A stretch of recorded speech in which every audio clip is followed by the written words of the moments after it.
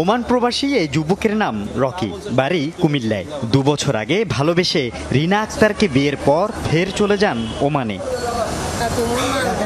মঙ্গলবার দুপুরে চট্টগ্রাম বিমানবন্দরে নামার পরই নাটকীয় ঘটনার সূত্রপাত। রকিকে নিয়ে শুরু হয় বাবা আর শ্বশুর বাড়ির লোকদের টানাটানি। বাবার বাড়ি নাকি শ্বশুর বাড়ি, কোথায় যাবেন রকি, এই দ্বন্দ্ব গড়ায় পুলিশ পর্যন্ত। অনেক টানাটানি করছে, আমি বলছি আমি যাব না।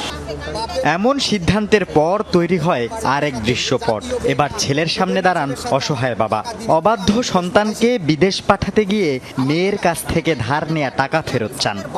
ছেলে আমার সাথে, আমি টাকা পয়সা দিয়েছি, এখন ছেলে বাপ চিনে না, মা চিনে না, ভাই চিনে না, কাউকে চিনে না। একমাত্র শুধু তার কাকে বিয়ে করছে সে তাকেই চিনে।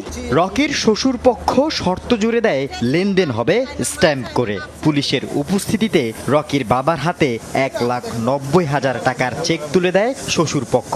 এরপর স্ত্রীর হাত ধরে চলে যায় রকি।